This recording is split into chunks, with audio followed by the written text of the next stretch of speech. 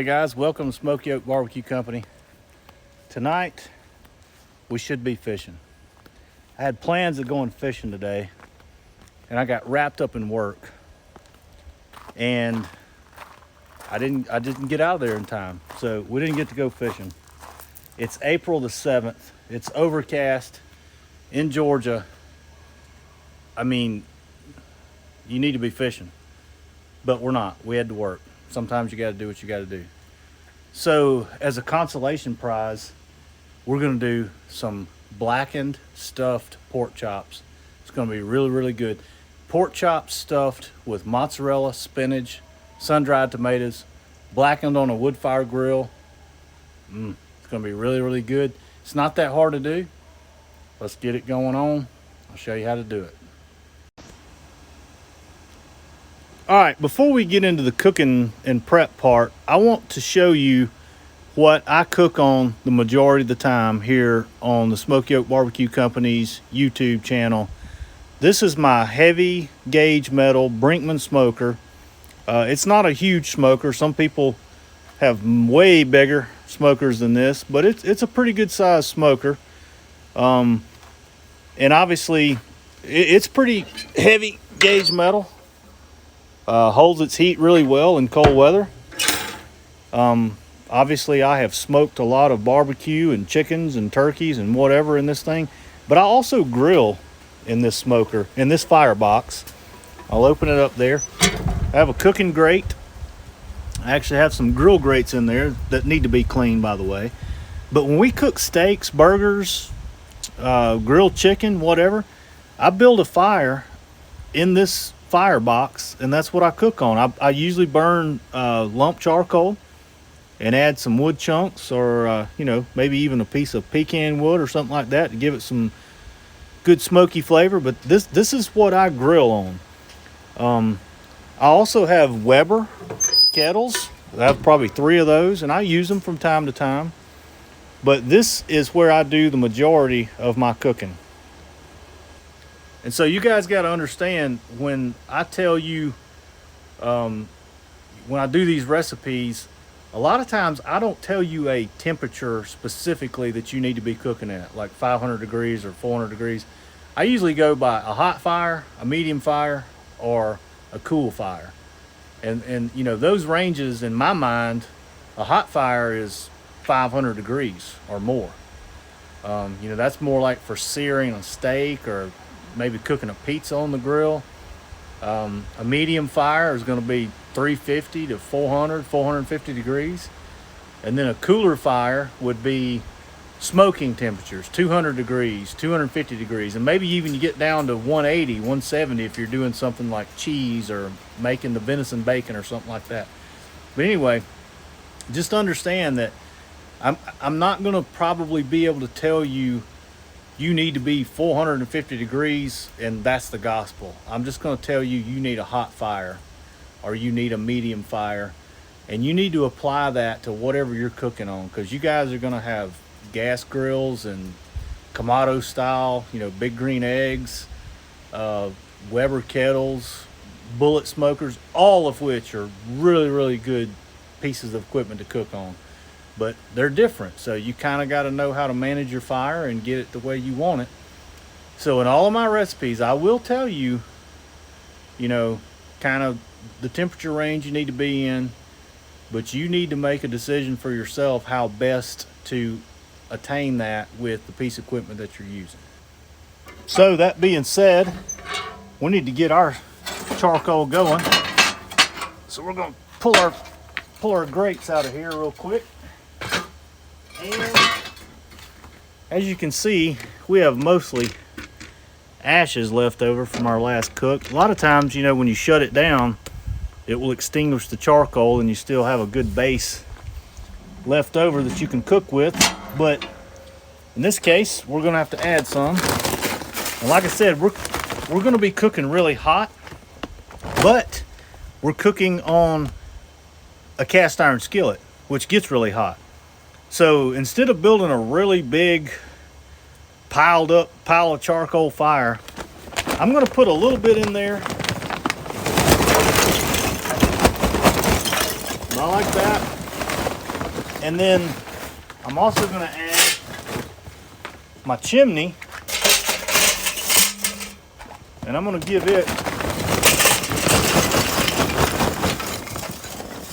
full chimney. And once that gets going, once that gets burning good and we spread that out, that should give us the perfect fire that we need. All right, that chimney is looking good, so we're going to go ahead and dump it. Get that kind of spread out a little bit. And I'm thinking that we will add a good chunk of apple wood in there. I think that would be really good flavor. And we'll go ahead and put our cast iron grate on here. And we're going to go ahead and add our cast iron skillet so that can get nice and hot. In the meantime, we're going to go over here and prep the pork chops. Okay, so for tonight's cook, our contestants are some nice thick pork chops. We actually have two different thicknesses. We have some really thick ones and then some thinner ones, so we'll probably have to do just a little bit different on the two thicknesses, but that's all right. We have some sliced mozzarella, we have some fresh baby spinach, we have some sun-dried tomatoes, some olive oil, and of course Smoky Oak Barbecue Company KK's 10 barbecue rub. Best seasoning in the world. If you don't have some, need to get some. All right, I think we'll start out with one of the thick ones since they're going to be a little easier to work with. So we're just going to take that pork chop and go in right down the side there and cut ourselves a little pocket in there. You need a really sharp knife, obviously. I don't want to cut all the way through, but I want to almost butterfly it. Just cut ourselves a pouch to put our ingredients in. Now on the thinner ones, we'll probably butterfly them. But this one I think is thick enough that we can cut that through so that you can see right there, it's not all the way through, but it's enough that we can stuff our ingredients in there. So we're just going to go in there with a piece of cheese, and we'll grab one or two of these sun-dried tomatoes,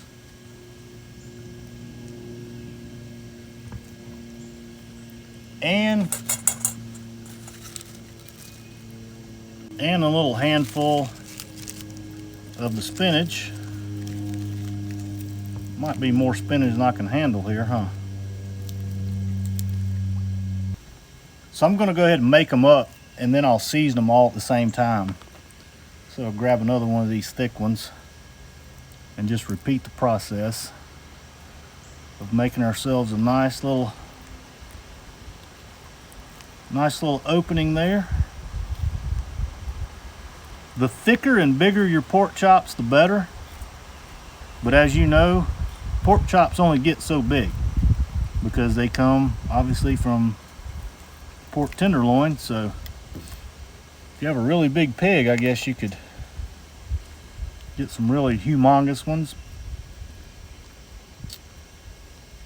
So we go right there with sun-dried tomato.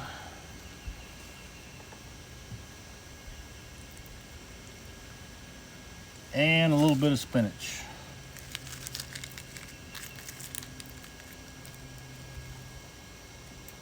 And toothpicks.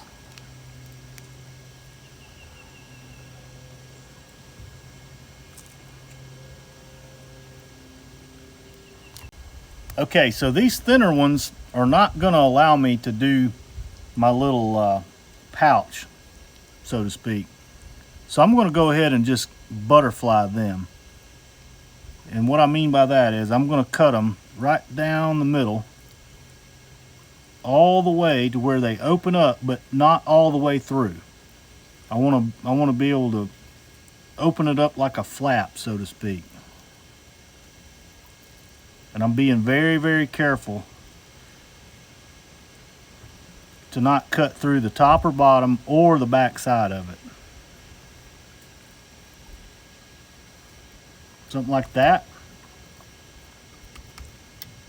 And while we've got that open, it would probably be a good idea to put some KK's 10 barbecue rub on the inside.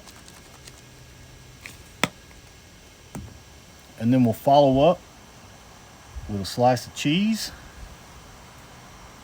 And we'll go with 2 of these sun-ripened tomatoes. And of course, just a pinch of baby spinach.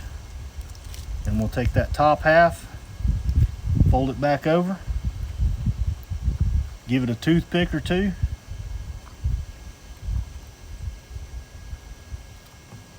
And that one's ready, except for the seasoning, of course. So we'll take the rest of these and just repeat.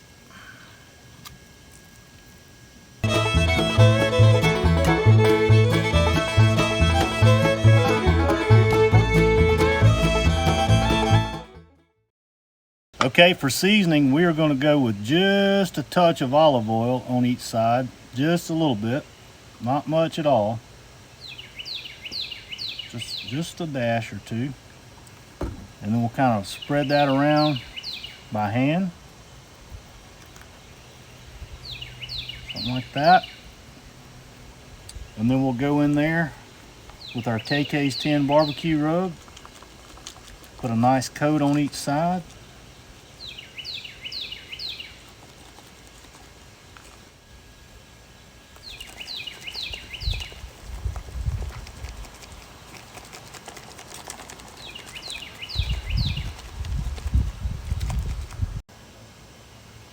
And then we'll flip them over and repeat.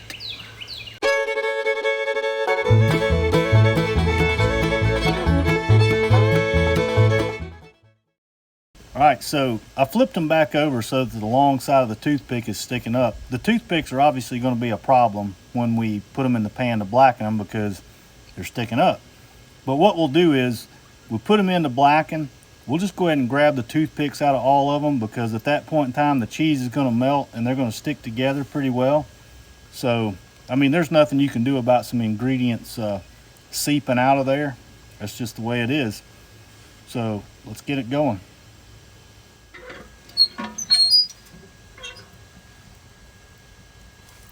Okay, we're going to put our first couple on there and give them a whirl. The skillet is really hot.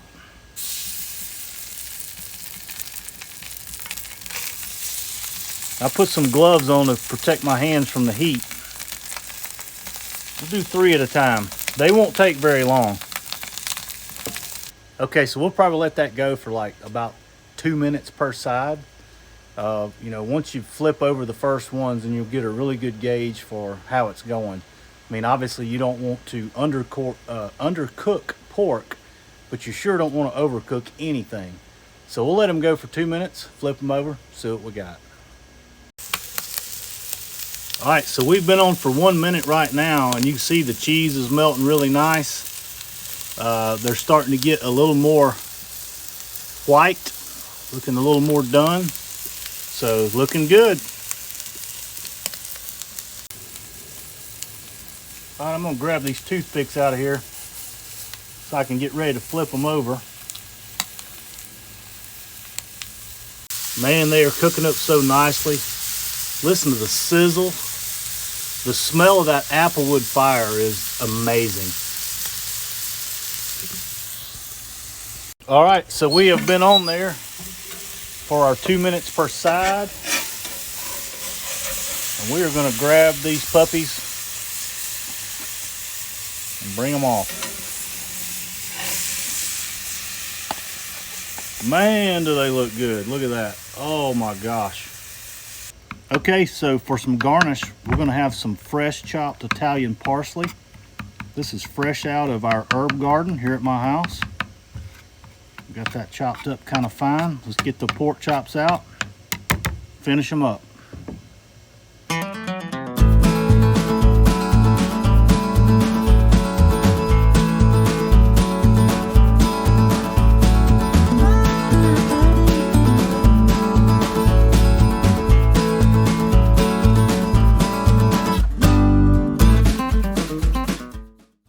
My goodness, how good these things look. I mean, they came out incredible. So we're going to garnish them with just a little bit of this fresh cut Italian parsley.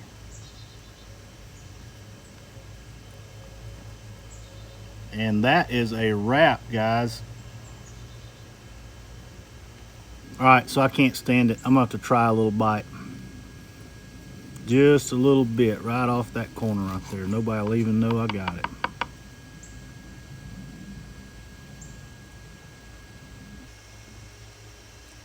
Look at that bite. I mean, it's like cheesy, tomatoey. Oh, it looks so good. It smells amazing. See what it tastes like. Oh my goodness.